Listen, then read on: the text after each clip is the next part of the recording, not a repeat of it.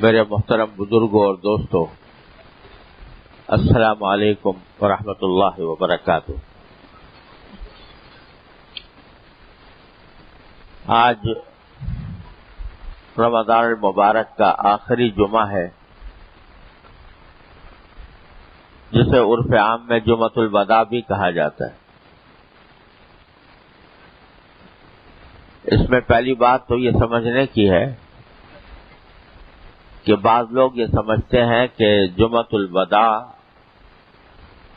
یا رمضان کا آخری جمعہ یہ کوئی تہوار ہے، یا یہ سمجھتے ہیں کہ جمعۃ الوداع جو آخری جمعہ ہوتا ہے اس میں کوئی خاص عبادت شریعت کی طرف سے مقرر ہے کہ وہ خاص عبادت کرنی چاہیے یا کرنا زیادہ ثواب ہے۔ اس کے نفلی نمازوں کے کچھ طریقے بھی لوگوں میں مشہور ہو گئے ہیں کہ فلاں قسم کی نفلی نماز پڑھی جائے، اس طرح پڑھی جائے، فلاں سورت رکعت میں فلاں سورت پڑھیں، فلاں رکعت میں فلاں سورت پڑھیں۔ یہ باتیں صحیح نہیں ہیں، بے بنیاد ہیں۔ نہ یہ کوئی تہوار ہے، نہ اس کے لیے کوئی خصوصی عبادت مقرر ہے، نہ اس میں کوئی خاص نماز پڑھنے کا طریقہ شریعت نے تجویز فرمایا ہے، بلکہ یہ جمعہ ہے۔ جمعہ کی جو برکات ہیں وہ ہیں، 3 خصوصیتیں ہیں البتہ اس۔ ایک تو یہ کہ یہ جمعہ ہے اور جمعہ کو رسول کریم سرور دو عالم صلی اللہ علیہ وسلم نے سید الایام قرار دیا، تمام دنوں کا سردار۔ اور دوسرا یہ کہ یہ رمضان کا جمعہ ہے، جو رمضان جس کو سید الشہور قرار دیا، سارے مہینوں کا سردار، تو اس کی وجہ سے اس کی اہمیت، اس کی فضیلت اور بڑھ گئی، اس کی برکتیں اور بڑھ گئیں۔ تیسرے یہ کہ یہ آخری جمعہ ہے، جس کا معنی یہ کہ اب سال بھر تک رمضان المبارک کا کوئی جمعہ نصیب ہونے والا نہیں ہے، لہذا آخری جمعہ ہے تو اس کو غنیمت سمجھنا چاہیے، اس کی قدر کرنی چاہیے، اس سے زیادہ سے زیادہ فائدہ اٹھانے کی کوشش کرنی چاہیے۔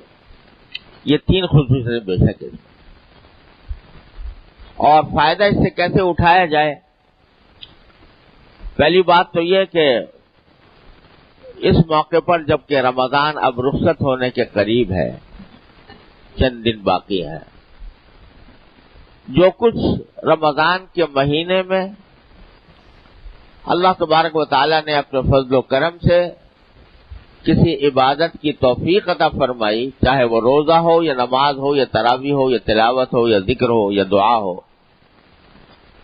اس توفیق پر اللہ تبارک و تعالی کا شکر ادا کرنا چاہیے۔ یا اللہ، آپ نے اپنے فضل و کرم سے ہمیں رمضان عطا فرمایا،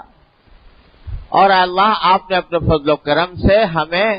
اس رمضان کے اندر جیسی کیسی ہم سے بن پڑی عبادتیں کرنے کی توفیق عطا فرمائی۔ ٹھیک ہے، وہ اللہ جل جلالہ کے شایان شان ہم کوئی عبادت نہیں کر سکے، نہ روزہ ان کے شایان شان ہوا، نہ نمازیں ان کے شایان شان ہوئی، نہ ذکر ان کے شایان شان ہوا، نہ تلاوت ان کے شایان شان ہوئی۔ اللہ تبارک و تعالیٰ کا جو حق تھا وہ ادا نہیں ہو، لیکن بندے کا کام یہ ہے کہ ایسے موقع پر استغفار کرے کہ اے اللہ، آپ نے توفیق عطا فرمائی، اس پر شکر میں ادا کرتا ہوں کہ آپ نے یہ توفیق عطا فرما دی، ورنہ کتنے لوگ ہیں، اللہ بچائے، اللہ تعالیٰ ہر مسلمان کی حفاظت فرمائے، کتنے لوگ ہیں جن کے گھروں میں پتہ ہی نہیں چلتا کہ کب رمضان آیا تھا اور کب چلا گیا۔ اعوذ باللہ العظیم۔ الحمدللہ اللہ نے ہمیں ان میں سے نہیں بنایا، ان میں شامل نہیں کیا، بلکہ اللہ تبارک و تعالی نے توفیق عطا فرما دی۔ تو اس پر اے اللہ ہم آپ کا شکر ادا کرتے ہیں لیکن ان عبادتوں کی ادائیگی میں، ان عبادتوں کو ادا کرنے میں ہم سے بہت کوتاہیاں ہوئیں، ہم سے بن نہیں پڑی کہ ہم ان کو بنا سوار کر آپ کی بارگاہ میں پیش کرتے، آپ کے جو شریعت کے احکام، آداب، مستحبات، فضائل جو کچھ ہیں ان کو حاصل کر کے اس کو ہم آپ کی بارگاہ میں پیش کرتے، ایسا ہم نہیں کر پائے تو اللہ ہم آپ سے استغفار کرتے ہیں۔ تو دو کام ہیں، ایک اللہ جل جلالہ کی توفیق پر شکر، اور دوسرے اپنی کوتاہیوں پر استغفار۔ اور میرے مالک کا کرم یہ ہے کہ جب بندہ کوئی اپنی طرف سے اپنی سی کوشش کر کے پھر جو کوتاہیاں ہوتی ہیں ان پر استغفار کر لیتا ہے تو میرا مالک ایسا کریم ہے کہ وہ اس چھوٹی سی ٹوٹی پھوٹی عبادت کو بھی اپنے فضل و کرم سے اپنی بارگاہ میں قبول فرما لیتا ہے۔ جب میرے بندے نے اپنی سی کچھ تھوڑی سی بہت کوشش کر لی جیسی اس سے بن پڑی اور پھر باقی کے بارے میں اس نے استغفار کر لیا تو باری تعالیٰ فرماتے ہیں چلو میرے بندے کی عبادت میں نے قبول کر لی۔ ارے کون کر سکتا ہے اللہ تبارک و تعالیٰ کے شان عبادت کون کر سکتا ہے؟ نماز پڑھ سکتے ہو اللہ تعالیٰ کے شان، سجدے اس کے شان کر سکتے ہو، رکوع اس کے شان کر سکتے ہو، کون کر سکتا ہے؟ لیکن جب بندہ سر ٹکا دے اس کی بارگاہ میں اور سر ٹکانے کے بعد وہ کہہ دے کہ اللہ مجھ سے بن نہیں پڑا، آپ سے میں استغفار کرتا ہوں، تو اللہ تعالیٰ اس سجدے کو بھی قبول فرما لیتے ہیں۔ اللہ تبارک و تعالیٰ کا کرم ایسا ہے کہ اس کو قبول فرما لیتے ہیں۔ تو اس لیے وہ سجدہ قبول ہو کہ نہ ہو پھر بھی ایک نعمت ہے، وہ سجدہ جس کو تیرے آستان سے نسبت ہے، اس آستانے سے نسبت جو سجدہ رکھنے والا سجدہ ہے اس کو اللہ تبارک و تعالیٰ کی طرف سب سے ایک نعمت سمجھنا چاہیے، اس پر شکر ادا کرنا چاہیے اور کوتاہیوں پر استغفار کرنا چاہیے۔ اللہ تعالیٰ نے قرآن کریم میں اپنے نیک بندوں کا ذکر کرتے ہوئے سورہ ذاریات میں یہ فرمایا ہے، سورہ ذاریات میں اللہ تبارک و تعالیٰ نے یہ فرمایا کہ کانوا قلیلا من اللیل ما یہجعون وبالاسحار ہم یستغفرون۔ اللہ کے تعالیٰ کے نیک بندوں کا ذکر کرتے فرمایا یہ رات کو بہت کم سوتے تھے، رات کو کم سوتے تھے، یعنی اللہ تعالیٰ کی عبادت میں کھڑے رہتے تھے، لیکن وبالاسحار ہم یستغفرون، جب سحری کا وقت آتا تو یہ استغفار کرتے تھے۔ ساری رات اللہ تعالیٰ کی عبادت کے لیے کھڑے ہیں اور پھر سحری کے وقت میں استغفار کر رہے ہیں، مغفرت مانگ رہے ہیں۔ حضرت عائشہ صدیقہ رضی اللہ تعالیٰ عنہ کو تعجب ہوا کہ استغفار تو کسی گناہ سے ہوتا ہے، جب آدمی کوئی گناہ کر بیٹھے تو اس پر استغفار ہوتا ہے، کوئی شاید صغیرہ ہو کبیرہ ہو کیسا گناہ کوئی کر بیٹھا تو پھر استغفار ہوتا ہے۔ یہ تو اللہ تعالیٰ کے ان نیک بندوں کا ذکر ہو رہا ہے جو ساری رات اللہ تعالیٰ کی عبادت میں مصروف رہے، اللہ تبارک و تعالیٰ کی بارگاہ میں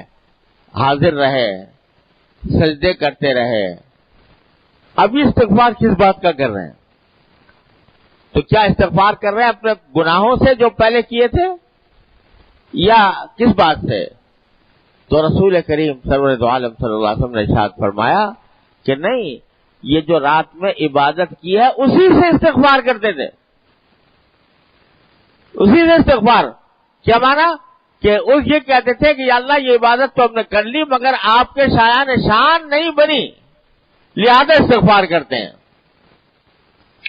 تو اللہ تبارک و تعالیٰ کو یہ ادا بڑی پسند ہے، اس کا قرآن کریم میں ذکر فرمایا، بندوں کی اس ادا کا قرآن کریم میں ذکر فرمایا